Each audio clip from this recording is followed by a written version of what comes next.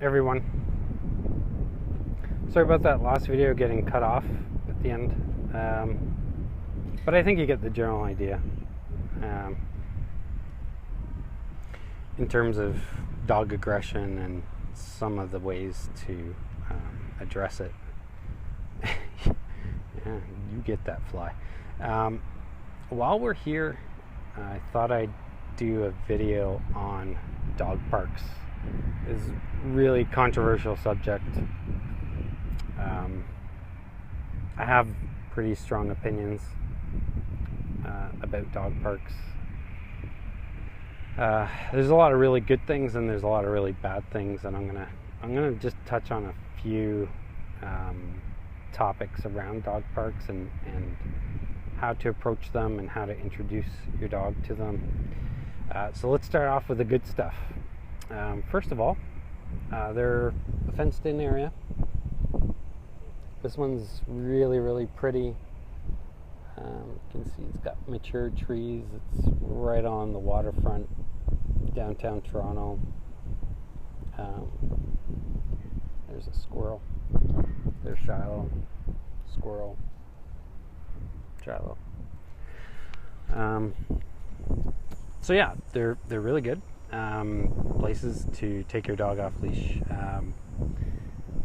They're totally legal, not illegal, legal. So technically, if you want to take your dog off leash, at least in Toronto, which is the city I live in, you need to be in a designated off-leash area.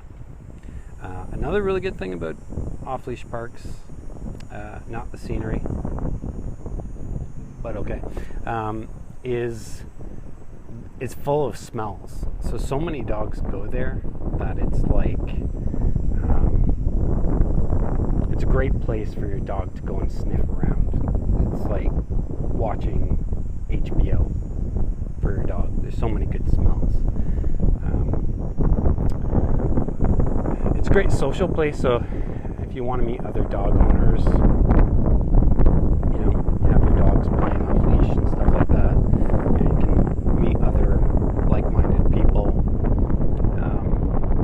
It's a great reward for your dog in terms of it's like taking your dog to Canada's Wonderland, which is an amusement park in Canada for all my American friends. So lots of really good things. It can be good for socialization, but, and this is a really big but, dog parks are also quite dangerous. And I'm just gonna go over some of my own personal opinions, so if you disagree with this, that's totally cool. You know, everybody has different opinions, but basically, dog parks are a place where a lot of lazy people go. So instead of walking their dog properly and then taking their dog to the dog park, they just go to the dog park, let their dog off leash, and then sit on one of the picnic tables and play on their cell phone. So it can be fraught with danger in terms of lots of unbalanced dogs doing all sorts of stuff. And I've yet to go to the dog park without seeing multiple fights. So there's a lot of unbalanced dogs. There's a lot of aggressive dogs, dominant dogs especially, and when they run into other dominant dogs, they fight, basically. So if you watch the earlier video that I did with Shiloh, there's a tiny little dog that attacked him like 2 or 3 times, and he didn't respond. But if he would have, you know, hurt that dog pretty bad, and that's not a good thing.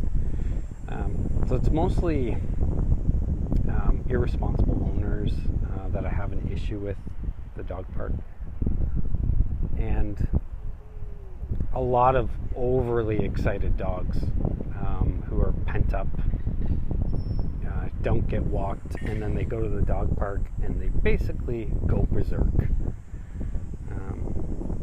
But again, there's a lot of good things about a dog park. Some really quick tips is to have your dog like this, really calm. So take them for a really long walk before you take them to a dog park, which again sounds counterintuitive, but it makes a lot of sense because you want to drain that excess energy before they get to the dog park, so that there's more likely going to be a chance for them to socialize and interact without too much excitement. You want to introduce them to the dog park really slowly. First thing you do is, you take them near the dog park, and just because you're going near the dog park doesn't mean you're going to go in. So they don't anticipate actually going into the dog park just because they're close to it, which limits the excitement. The other thing that you can do to get the benefits of the dog park is this. Walk your dog near or around the dog park. It allows them to sniff. You can see he's using his nose, which is great. And it even allows other dogs to meet your dog through the fence. So if you're worried and you need to stay relaxed, having the fence in between can give you a bit of peace of mind.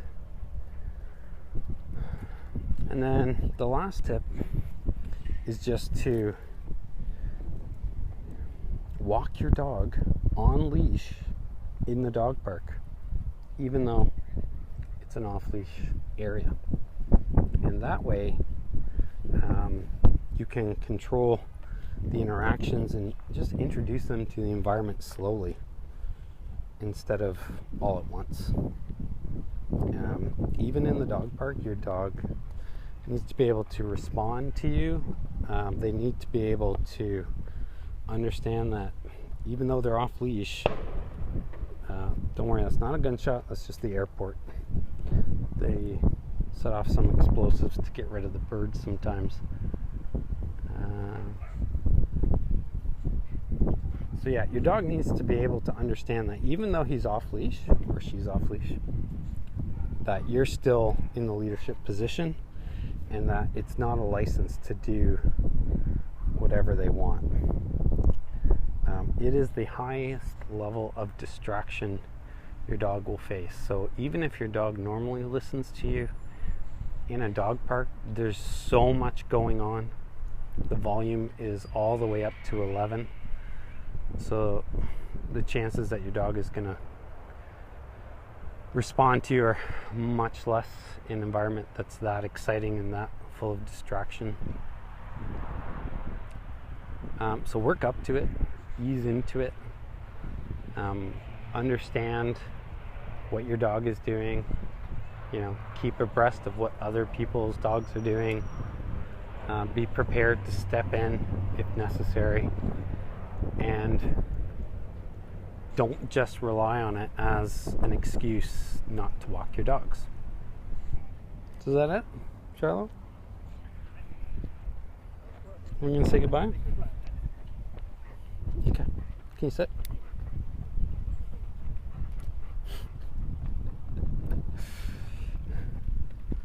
Charlotte, did you have fun at the dog park for your first time? Hey? Alright, that's it for me. If you do have any other questions or you'd like me to make a video on a topic concerning your dog, or if you have a specific problem, just leave a comment or email me. Email address is torontodogwhisperer@outlook.com. Till next time, take your dog for a walk.